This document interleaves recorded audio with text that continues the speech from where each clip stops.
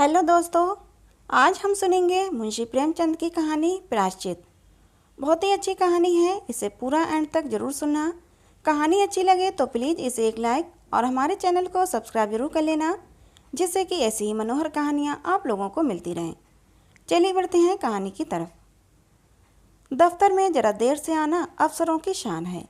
जितना ही बड़ा अधिकारी होता है उतनी ही देर में आता है और उतने ही सवेरे चला भी जाता है। चपरासी की हाजिरी 24 घंटे की, वो छुट्टी पर भी नहीं जा सकता, अपना एवज देना पड़ता है। खैर, जब बरेली जिला बोर्ड के हेड क्लर्क बाबू मदारी लाल 11 बजे दफ्तर आए, तब मानो दफ्तर नींद से जाग उठा। चपरासी ने दौड़कर पैर गाड़ी ली, अर्दली ने दौड़कर कमरे की चिक उठा दी और जमादान ने डाक की किस्त मेज पर लाकर रख दी। मदारी लाल ने पहला ही सरकारी लिफाफा खोला था कि उनका रंग फक हो गया। वे कई मिनट तक आश्चर्यान्वित हालत में खड़े रहे, मानो सारी ज्ञानेंद्रियां शिथिल हो गई हों। उन पर बड़े बड़े आघात हो चुके थे, पर इतने बदहवास वे कभी न हुए थे। बात यह थी कि बोर्ड के सेक्रेटरी की जो जगह 1 महीने से खाली थी, सरकार ने सुबोध चंद्र को वो जगह दी थी, और सुबोध चंद्र वो व्यक्ति था जिसके नाम ही से मदारी लाल को घृणा थी। वो सुबोध चंद्र जो उनका सहपाठी था, जिसे जग देने को उन्होंने कितनी चेष्टा की थी, पर कभी सफल न हुए थे, वही सुबोध आज उनका अफसर होकर आ रहा था। सुबोध की इधर कई सालों से कोई खबर न थी। इतना मालूम था कि वो फौज में भर्ती हो गया था। मदारी लाल ने समझा वहीं मर गया होगा, पर आज वो मानो जी उठा और सेक्रेटरी होकर आ रहा था। मदारी लाल को उसकी मातहती में काम करना पड़ेगा। इस अपमान से तो मर जाना कहीं अच्छा था। सुबोध को स्कूल और कॉलेज की सारी बातें अवश्य याद होंगी। मदारी लाल ने उसे कॉलेज से निकलवा देने के कई बार मंत्र चलाए, झूठे आरोप किए, बदनाम किया। क्या सुबोध सब कुछ भूल गया होगा? नहीं, कभी नहीं। वो आते ही पुरानी कसर निकालेगा। मदारी बाबू को अपनी प्राण रक्षा का कोई उपाय न सूझता था। मदारी और सुबोध के गिरोह में शुरू से ही विरोध था। एक ही शाला में भर्ती हुए थे और पहले ही दिन से दिल में ईर्ष्या और द्वेष की वो चिंगारी पड़ गई जो आज 20 बरस बीतने पर भी न बुझी थी। सुबोध का अपराध यही था कि वो मदारी लाल से हर एक बात में बड़ा हुआ था। डील डॉल, रंग रूप, रीति व्यवहार, विद्या बुद्धि, ये सारे मैदान उसके हाथ में थे। मदारी लाल ने उसका ये अपराध कभी क्षमा नहीं किया। सुबोध 20 बरस तक निरंतर उसके हृदय का कांटा बना रहा। जब सुबोध डिग्री लेकर अपने घर चला गया और मदारी फेल होकर इस दफ्तर में नौकर हो गया, तब उसका चित्त शांत हुआ। किंतु जब ये मालूम हुआ कि सुबोध यहाँ से जा रहा है, तो मदारी लाल का चेहरा खिल उठा। उसके दिल से वो पुरानी फांस निकल गई। पर हाँ हतभाग्य, आज वो पुराना नासूर सतगुण टीस और जलन के साथ खुल गया। आज उनकी किस्मत सुबोध के हाथ में थी। ईश्वर इतना अन्यायी है, विधि इतना कठोर। जब जरा चित्त शांत हुआ, तब मदारी ने दफ्तर के क्लर्कों को सरकारी हुक्म सुनाते हुए कहा, अब आप लोग जरा हाथ पांव संभाल कर रहिएगा। सुबोध चंद्र भी आदमी नहीं जो भूलों को क्षमा कर दें। एक क्लर्क ने पूछा, क्या बहुत सख्त है? मदारी लाल ने मुस्कुराकर कहा, वो तो आप लोगों को 2-4 दिन में ही मालूम हो जाएगा। मैं अपने मुंह से किसी की क्यों शिकायत करूं? बस चेतावनी दे दी कि जरा हाथ पांव संभाल कर रहिएगा। आदमी योग्य है, पर बड़ा ही क्रोधी, बड़ा दंभी। गुस्सा तो उसकी नाक पर रहता है। खुद हजारों हजम कर जाए और डकार तक न ले, पर क्या मजाल कि कोई मातहत ये कौड़ी भी हजम करने आए। ऐसे आदमी से ईश्वर ही बचाए। मैं तो सोच रहा हूँ कि छुट्टी लेकर घर चला जाऊँ। दोनों वक्त घर पर हाजिरी बजानी होगी। आप लोग आज से सरकार के नौकर नहीं, सेक्रेटरी साहब के नौकर हैं। कोई उनके लड़के को पढ़ाएगा, कोई बाजार से सौदा सुलफ लाएगा और कोई उन्हें अखबार सुनाएगा, और चपरासियों के तो शायद दफ्तर में दर्शन ही ना हो। इस प्रकार सारे दफ्तर को सुबोध चंद्र की तरफ से भड़काकर मदारी लाल ने अपना कलेजा ठंडा किया। इसके 1 सप्ताह बाद सुबोध चंद्र गाड़ी से उतरे। तब स्टेशन पर दफ्तर के सब कर्मचारियों को हाजिर पाया। सब उनका स्वागत करने आए थे। मदारी लाल को देखते ही सुबोध लपककर उनके गले से लिपट गए और बोले, तुम खूब मिले भाई, यहाँ कैसे आए? ओह, आज एक युग के बाद भेंट हुई है। मदारी लाल बोले, हाँ, जिला बोर्ड के दफ्तर में हेड क्लर्क हूँ। आप तो कुशल से हैं। सुबोध, अजी मेरी न पूछो, बसरा, फ्रांस, मिस्र और न जाने कहाँ कहाँ मारा मारा फिरा। तुम दफ्तर में हो, ये तो बहुत ही अच्छा हुआ। मेरी तो समझ ही में ना आता था कि कैसे काम चलेगा। मैं तो बिल्कुल कोरा हूँ, मगर जहाँ जाता हूँ मेरा सौभाग्य ही मेरे साथ जाता है। बसरे में सभी अफसर खुश थे, फ्रांस में भी खूब चैन किए। 2 साल में कोई 25,000 रुपये बना लाया और सब उड़ा दिया। कुछ दिनों को ऑपरेशन दफ्तर में मटर गश्त करता रहा। यहाँ आया तब तो मिल गए। क्लर्कों को देखकर, ये लोग कौन हैं? मदारी लाल के हृदय में बर्छियाँ सी चल रही थीं। दुष्ट 25,000 रुपये बसरे में कमा लाया, यहाँ कलम घिसते घिसते मर गए और 500 भी न जमा कर सके। बोले, कर्मचारी हैं, सलाम करने आए हैं। सुबोध ने उन सब लोगों से बारी बारी से हाथ मिलाया और बोला, आप लोगों ने व्यर्थ ये कष्ट किया, बहुत तो आभारी हूँ। मुझे आशा है कि आप सब सज्जनों को मुझसे कोई शिकायत न होगी। मुझे अपना अफसर नहीं, अपना भाई समझिएगा। आप सब लोग मिलकर इस तरह काम कीजिए कि बोर्ड की नेकनामी हो और मैं सुरखरू रहूं। आपके हेड क्लर्क साहब तो मेरे पुराने मित्र और लंगोटिया यार हैं। एक वाक्चतुर क्लर्क ने कहा, हम सब हुजूर के ताबेदार हैं, यथाशक्ति आपको असंतुष्ट न करेंगे, लेकिन आदमी ही हैं, अगर कोई भूल हो भी जाए तो हुजूर उसे क्षमा करें। सुबोध ने नम्रता से कहा, यही मेरा सिद्धांत है और हमेशा से यही सिद्धांत रहा है। जहाँ रहा मदहतों से मित्र का सा बर्ताव किया। हम और आप दोनों ही किसी तीसरे के गुलाम हैं, फिर रौब कैसा और अफसरी कैसी। हाँ, हमें नेक नियत के साथ अपना कर्तव्य पालन करना चाहिए। जब वो सुबोध से विदा होकर कर्मचारी लोग चले तब आपस में बातें होने लगीं। आदमी तो अच्छा मालूम होता है। हेड क्लर्क के कहने से तो ऐसा मालूम होता था कि सबको कच्चा ही खा जाएगा। दूसरा बोला, पहले सभी ऐसी ही बातें करते हैं, ये दिखाने के दांत हैं। सुबोध को 1 महीना गुजर गया। बोर्ड के क्लर्क, अर्दली, चपरासी सभी उसके बर्ताव से खुश हैं। वो इतना प्रसन्नचित्त है, इतना नम्र है कि जो उससे एक बार मिलता है सदैव के लिए उसका मित्र हो जाता है। कठोर शब्द तो उनकी जबान पर आते ही नहीं, इनकार को भी वो अप्रिय नहीं होने देते, लेकिन दोष की आंखों में गुण और भी भयंकर हो जाता है। सुबोध के ये सारे सद्गुण मदारी लाल की आंखों में खटकते रहते हैं। उसके विरुद्ध कोई ना कोई गुप्त षड्यंत्र रचते ही रहते हैं। पहले कर्मचारियों को भड़काना चाहा, सफल ना हुए। बोर्ड के मेंबरों को भड़काना चाहा, मुंह की खाई। ठेकेदारों को उभारने का बीड़ा उठाया, लज्जित होना पड़ा। वे चाहते थे कि भुस में आग लगाकर दूर से तमाशा देखें। सुबोध से यूं हंस हंस कर मिलते, यूं चिकनी चुपड़ी बातें करते मानो उसके सच्चे मित्र हैं, पर घात में लगे रहते। सुबोध में सब गुण थे, पर आदमी पहचानना न जानते थे। वे मदारी लाल को अब भी अपना दोस्त समझते हैं। एक दिन मदारी लाल सेक्रेटरी साहब के कमरे में गए, तब कुर्सी खाली देखी। वे किसी काम से बाहर चले गए थे।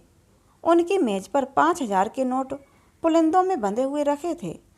बोर्ड के मदरसों के लिए कुछ लकड़ी के सामान बनवाने गए थे, उसी के दाम थे।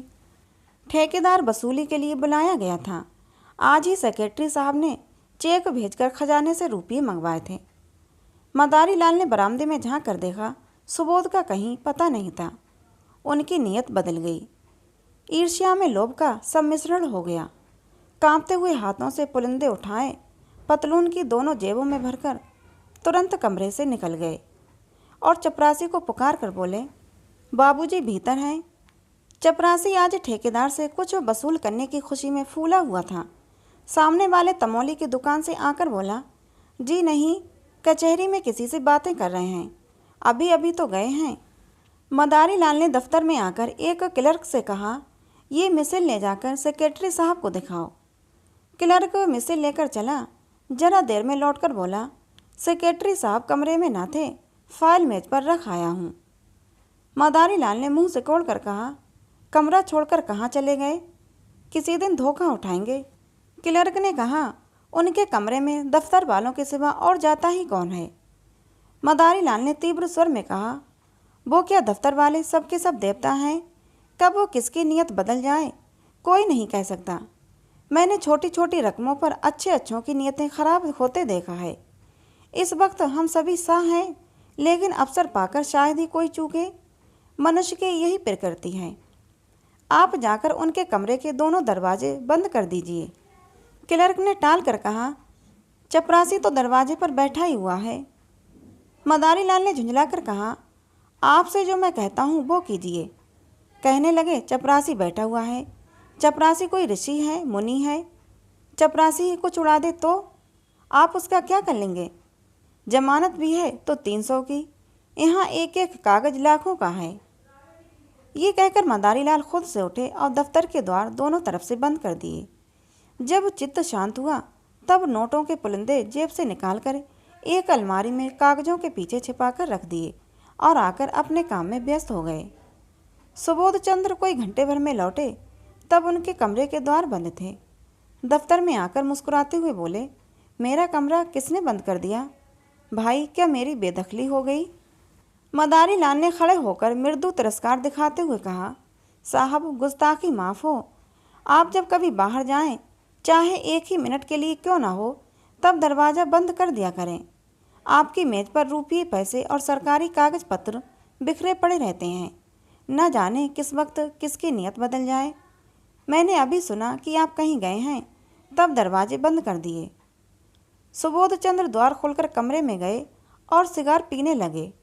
मेज पर नोट रखे हुए हैं या नहीं, इसकी उन्हें खबर ही न थी। सहसा ठेकेदार ने आकर सलाम किया। सुबोध कुर्सी से उठ बैठे और बोले, तुमने बहुत देर कर दी, तुम्हारा ही इंतजार कर रहा था। 10 ही बजे रुपये मंगा लिए थे, रसीद लिखवा लाए हो ना? ठेकेदार, हुजूर, रसीद लिखवा लाया हूँ। सुबोध, तो अपने रुपये ले जाओ। वैसे मैं तुम्हारे काम से खुश नहीं हूँ। लकड़ी तुमने अच्छी नहीं लगाई और काम में सफाई भी नहीं है। अगर ऐसा काम फिर करोगे तो ठेकेदारों के रजिस्टर से तुम्हारा नाम निकाल दिया जाएगा। ये कहकर सुबोध ने मेज पर निगाह डाली, तब नोटों के पुलिंदे न थे। सोचा, शायद किसी फाइल के नीचे दब गए हों। कुर्सी के समीप के सब कागज उलट पुलट कर डाले, मगर नोटों का कहीं पता नहीं। नोट कहाँ गए? अभी तो यहीं रखे थे। कहाँ जा सकते हैं? फिर फाइलों को उलटने पुलटने लगे। दिल में जरा जरा धड़कन तेज होने लगी। सारी मेज के कागज छान मारे, पुलिंदों का कहीं पता नहीं। तब भी कुर्सी पर बैठकर इस आधे घंटे में होने वाली घटनाओं को मन में सोचने लगे। चपरासी ने नोटों के पुलिंदे लाकर मुझे दिए, खूब याद है। भला ये भी भूलने की बात है? और इतनी जल्द? मैंने नोटों को लेकर यहीं मेज पर रख दिया, गिना तक नहीं। फिर वकील साहब आ गए। पुराने मुलाकाती हैं, उनसे बातें करता रहा। जरा उस पेड़ तक चला गया, उन्होंने पान मंगवाए। बस इतनी ही देर हुई। जब गया हूँ तब पुलिंदे रखे हुए थे, खूब अच्छी तरह याद है। तो फिर वो नोट कहाँ गायब हो गए? मैंने किसी संदूक, दराज या अलमारी में नहीं रखे, फिर गए तो कहाँ? शायद दफ्तर में किसी ने सावधानी के लिए उठाकर रख दिए हों। यही बात है, मैं व्यर्थ में ही डर रहा हूँ। तुरंत दफ्तर में आकर मदारी लाल से बोले, आपने मेरी मेज पर से नोट तो नहीं उठाकर रख दिए? मदारी लाल ने भौचंके होकर कहा, क्या आपकी मेज पर नोट रखे हुए थे? मुझे तो खबर ही नहीं। अभी पंडित सोहनलाल एक फाइल लेकर गए थे, तब आपको कमरे में न देखा। जब मुझे मालूम हुआ कि आप किसी से बातें करने चले गए, तब मैंने दरवाजे बंद करा दिए। क्या कुछ वो नोट नहीं मिल रहे हैं? सुबोध आंखें फैलाकर बोले, अरे साहब, पूरे 5,000 हैं। अभी अभी चेक भुनाया है। मदारी लाल ने सिर पीट कर कहा, पूरे 5,000? हे भगवान, आपने मेज पर अच्छे से देख तो लिया ना? अजी 15 मिनट से तलाश कर रहा हूँ। चपरासी से पूछ लो कि कौन कौन आया था।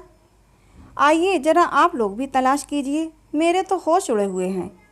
सारा दफ्तर सेक्रेटरी साहब के कमरे की तलाशी लेने लगा। मेज, अलमारियाँ, संदूक सब देखे गए। रजिस्टरों के वर्क उलट पुलट कर देखे गए, मगर नोटों का कहीं पता नहीं चला। कोई उड़ा ले गया। अब इसमें कोई शुबा न था। सुबोध ने एक लंबी सांस ली और कुर्सी पर बैठ गए। चेहरे का रंग फक हो गया, जरा सा मुंह निकल आया। इस समय उन्हें कोई देखता तो समझता कि महीनों से बीमार है। मदारी लाल ने सहानुभूति दिखाते हुए कहा, गजब हो गया और क्या, आज तक कभी ऐसा अंधेर न हुआ था। मुझे यहाँ काम करते हुए 10 साल हो गए, कभी धेले की चीज़ भी गायब ना हुई थी। मैंने आपको पहले दिन सावधान कर देना चाहिए था कि रुपये पैसे के विषय में होशियार रहिएगा, मगर सुधनी थी, ख्याल न रहा। जरूर बाहर से कोई आदमी आया होगा और रुपये गायब कर गया। चपरासी का यही अपराध है कि उसने किसी को कमरे में जाने ही क्यों दिया। वो लाख कस्में खाए कि बाहर से कोई नहीं आया, लेकिन मैं इसे नहीं मान सकता। यहाँ से तो केवल पंडित सोहनलाल एक फाइल लेकर गए थे, मगर दरवाजे से ही झाँक कर वापस चले आए। सोहनलाल ने सफाई दी, मैं तो अंदर गया ही नहीं था, मैंने तो अंदर कदम भी नहीं रखा साहब। अपने जवान बेटे की कसम खाता हूँ जो अंदर कदम रखा हो। मदारी लाल ने माथा सिकोड़ कर कहा, आप व्यर्थ में कसम क्यों खाते हैं? कोई आपसे कुछ कहता है? सुबोध के कान में, बैंक में कुछ रुपये हों तो निकाल कर ठेकेदार को दे दो, वरना बड़ी बदनामी होगी। नुकसान तो हो ही गया, अब उसके साथ अपमान क्यों हो? सुबोध ने करुण स्वर में कहा, बैंक में मुश्किल से 200-400 रुपये होंगे भाईजान। रुपये होते तो चिंता ही किस बात की। समझ लेता जैसे 25,000 उड़ गए वैसे ही 30,000 भी उड़ गए। यहाँ तो कफन के लिए भी पैसे नहीं हैं। उसी रात को सुबोध चंद्र ने आत्महत्या कर ली। इतने रुपयों का प्रबंध करना उनके लिए कठिन था। मृत्यु के पर्दे के सिवा उन्हें अपनी वेदना, अपनी व्यवस्था को छिपाने की कोई और आड़ न थी। दूसरे दिन प्रातः चपरासी ने मदारी लाल के घर पहुंचकर आवाज़ दी। मदारी को रात भर नींद न आई थी। घबराकर बाहर आया। चपरासी उसे देखते ही बोला, हुजूर, बड़ा गजब हो गया। सेक्रेटरी साहब ने रात को गर्दन पर छुरी फेर ली। मदारी लाल की आंखें ऊपर चढ़ गईं, मुंह फैल गया और सारी देह सिहर उठी, मानो उनका हाथ बिजली के तार पर पड़ गया हो। छुरी फेर ली? जी हाँ, आज सवेरे मालूम हुआ, पुलिस वाले जमा हैं, आपको बुलाया है। क्या लाश अभी पड़ी हुई है? जी हाँ, अभी डॉक्टरी होने वाली है। बहुत से लोग जमा हैं क्या? सब बड़े बड़े अफसर जमा हैं हुजूर। लाश की ओर ताकते नहीं बनता। कैसा भला मानुस, हीरा आदमी था। सब लोग रो रहे हैं। छोटे छोटे 2 बच्चे हैं, एक सयानी लड़की है बिहाने लायक। बहू जी को लोग कितना रोक रहे हैं, पर बार बार दौड़कर लाश के पास आ जाती हैं। कोई ऐसा नहीं है जो रुमाल से आंखें ना पोंछ रहा हो। अभी इतने ही दिन आए हुए, पर सबसे कितना मेलजोल हो गया था। रुपये की तो कभी परवाह ही नहीं की थी। दिल दरियाव थे। मदारी लाल के सिर में चक्कर आने लगा। द्वार की चौखट पकड़कर अपने को संभाल न लेते तो शायद गिर पड़ते। पूछा, बहू जी बहुत रो रही थीं? कुछ न पूछिए हुजूर, पेड़ की पत्तियां झड़ी जाती हैं, आँख फूल कर गूलर हो गई हैं। कितने लड़के बतलाए तुमने? हुजूर 2 लड़के हैं और 1 लड़की। नोटों के बारे में भी बातचीत हो रही होगी। जी हाँ, सब लोग यही कहते हैं कि दफ्तर के किसी आदमी का काम है। दरोगा जी तो सोहनलाल को गिरफ्तार करना चाहते थे, पर शायद आपसे सलाह लेकर करेंगे। सेक्रेटरी साहब तो लिख गए हैं कि मेरा किसी पर शक नहीं है। क्या सेक्रेटरी साहब कोई खत लिखकर छोड़ गए हैं? हाँ, मालूम होता है। छुरी चलाते वक्त याद आई थी कि किसी शक के दायरे में दफ्तर के सब लोग पकड़ लिए जाएंगे। बस कलेक्टर साहब के नाम चिट्ठी लिख दी। चिट्ठी में मेरे बारे में कुछ लिखा है, तुम्हें ये क्या मालूम होगा? खैर हुजूर, अब मैं क्या जानूं। मुद्दा इतना सब लोग कहते थे कि आपकी बड़ी तारीफ लिखी है। मदारी लाल की सांस और तेज हो गई। आंखों से आंसू की 2 बड़ी बड़ी बूंदें गिर पड़ीं। आंखें पोंछते हुए बोले, बे और मैं एक साथ के पड़े थे। नंदू 8-10 साल का रहा, साथ उठते बैठते, साथ खाते, साथ खेलते, बस इसी तरह रहते थे जैसे 2 सगे भाई रहते हों। ख़त में मेरी क्या तारीफ लिखी है, मगर तुम्हें क्या मालूम होगा। आप तो चल ही रहे हैं, देख लीजिएगा। कफन का इंतजाम हो गया? नहीं हुजूर, कहा ना कि अभी लाश की डॉक्टरी होगी। मुद्दा अब जल्दी चलिए, ऐसा ना हो कोई दूसरा आदमी बुलाने आ जाए। हमारे दफ्तर के सब लोग आ गए होंगे? जी हाँ, इस मोहल्ले वाले तो सभी थे। मदारी लाल जब सुबोध चंद्र के घर पहुँचे तब उन्हें ऐसा मालूम हुआ कि सब लोग उनकी तरफ संदेह की आंखों से देख रहे हैं। पुलिस इंस्पेक्टर ने तुरंत उन्हें बुलाकर कहा, आप भी अपना बयान लिखा दें और सबके बयान तो लिख चुका हूँ। मदारी लाल ने ऐसी सावधानी से अपना बयान लिखवाया कि पुलिस के अफसर भी दंग रह गए। उन्हें मदारी लाल पर सुबह होता था, पर इस बयान ने उसका अंकुर भी निकाल डाला। इसी वक्त सुबोध के दोनों बालक रोते हुए मदारी लाल के पास आए और कहा, चलिए आपको अम्मा बुलाती हैं। दोनों मदारी लाल से परिचित थे। मदारी लाल यहाँ तो रोज ही आते थे, पर घर में कभी नहीं गए थे। सुबोध की स्त्री उनसे पर्दा करती थी। ये बुलावा सुनकर उनका दिल धड़क उठा। कहीं इसका मुझ पर शक ना हो, कहीं सुबोध ने मेरे विषय में कोई संदेह प्रकट ना किया हो। कुछ झिझकते और कुछ डरते हुए भीतर गए। तब विधवा का करुण विलाप सुनकर कलेजा कांप उठा। इन्हें देखते ही उस अबला के आंसुओं का कोई दूसरा स्रोत खुल गया और लड़की तो दौड़कर इनके पैरों से लिपट गई। दोनों लड़कों ने भी घेर लिया। मदारी लाल को इन तीनों की आंखों में ऐसी अथाह वेदना, ऐसी विदारक याचना भरी हुई मालूम हुई कि उनकी ओर देख न सके। उनकी आत्मा उन्हें धिक्कारने लगी। जिन बेचारों को उन पर इतना विश्वास, इतना भरोसा था, इतनी आत्मीयता, इतना स्नेह था, उन्हीं की गर्दन पर उन्होंने छुरी फेरी। उन्हीं के हाथों ये भरा पूरा परिवार धूल में मिल गया। इन असहायों का अब क्या हाल होगा? लड़की का विवाह करना है, कौन करेगा? बच्चों के लालन पालन का भार कौन उठाएगा? मदारी लाल को इतनी आत्मग्लानि हुई कि उनके मुंह से तसल्ली का एक शब्द भी ना निकला। उन्हें ऐसा जान पड़ा कि मेरे मुख में कालिक पुती हुई है, मेरा कद कुछ छोटा हो गया है। उन्होंने जिस वक्त नोट उड़ाए थे, उन्हें गुमान भी न था कि उसका ये फल होगा। वे केवल सुबोध को जिच करना चाहते थे, वो उसका सर्वनाश करने की इच्छा न रखते थे। शोकातुर विधवा ने सिसकते हुए कहा, भैया जी, हम लोगों को वे मझधार में छोड़ गए। अगर मुझे मालूम होता कि मन में ये बात ठान चुके हैं, तो अपने पास जो कुछ था वो सब उनके चरणों पर रख देती। मुझसे तो वे यही कहते रहे कि कोई ना कोई उपाय हो जाएगा। आप ही के मार्फत से वे कोई महाजन ठीक करना चाहते थे। आपके ऊपर उन्हें कितना भरोसा था कि कह नहीं सकती। मदारी लाल को ऐसा मालूम हुआ कि कोई उनके हृदय पर नस्तर चला रहा है। उन्हें अपने कंठ में कोई चीज़ फंसी हुई जान पड़ती थी। रामेश्वरी ने फिर कहा, रात सोए तब खूब हंस रहे थे, रोज़ की तरह दूध पिया, बच्चों को प्यार किया, थोड़ी देर हारमोनियम बजाया, तब कुल्ला करके लेटे। कोई ऐसी बात न थी जिससे लेश मात्र भी संदेह होता। मुझे चिंतित देखकर बोले, तुम व्यर्थ घबराती हो। बाबू मदारी लाल से मेरी पुरानी दोस्ती है, आखिर वो किस दिन काम आएगी? मेरे साथ के खेले हुए हैं। इन नगर में उनका सबसे परिचय है, रुपयों का प्रबंध आसानी से हो जाएगा। फिर न जाने कब मन में ये बात समाई। मैं नसीबों जली ऐसी सोई कि रात को मिनकी तक नहीं। क्या जानती थी कि वे अपनी जान पर खेल जाएंगे। मदारी लाल को सारा विश्व आंखों में तैरता हुआ मालूम हुआ। उन्होंने बहुत जब्त किया, मगर आंसुओं के प्रवाह को न रोक सके। रामेश्वरी ने आंखें पोंछकर फिर कहा, भैया जी, जो कुछ होना था वो तो हो चुका, लेकिन आप उस दुष्ट का पता जरूर लगाइए जिसने हमारा सर्वनाश कर दिया। ये दफ्तर ही के किसी आदमी का काम है। वे तो देवता थे, मुझसे यही कहते रहे कि मेरा किसी पर संदेह नहीं है, पर है ये किसी दफ्तर वाले का ही काम। आपसे केवल इतनी विनती है कि इस पापी को बचकर न जाने दीजिएगा। पुलिस वाले शायद कुछ रिश्वत लेकर छोड़ दें, आपको देखकर उनका ये हौसला न होगा। अब हमारे सिर पर आपके सिवा कौन है, किससे अपना दुख कहें? लाश की ये दुर्गति होनी भी लिखी थी। मदारी लाल के मन में एक बार ऐसा उबाल उठा कि सब कुछ खोल दें, साफ कह दें, मैं ही वो दुष्ट, वो अधम, वो पावन हूँ। विधवा के पैरों पर गिर पड़ें और कहें, वही छुरी इस हत्यारे की गर्दन पर फेर दो। फिर जबान न खुली। इसी दशा में बैठे बैठे उनके सिर में ऐसा चक्कर आया कि वे जमीन पर गिर पड़े। तीसरे पहर लाश की परीक्षा समाप्त हुई। अर्थी जलाशय की ओर चली।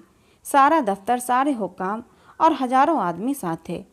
दाह संस्कार लड़कों को करना चाहिए था, पर लड़के नाबालिग थे, इसलिए विधवा चलने को तैयार हो रही थी कि मदारी लाल ने जाकर कहा, बहू जी, ये संस्कार मुझे करने दो।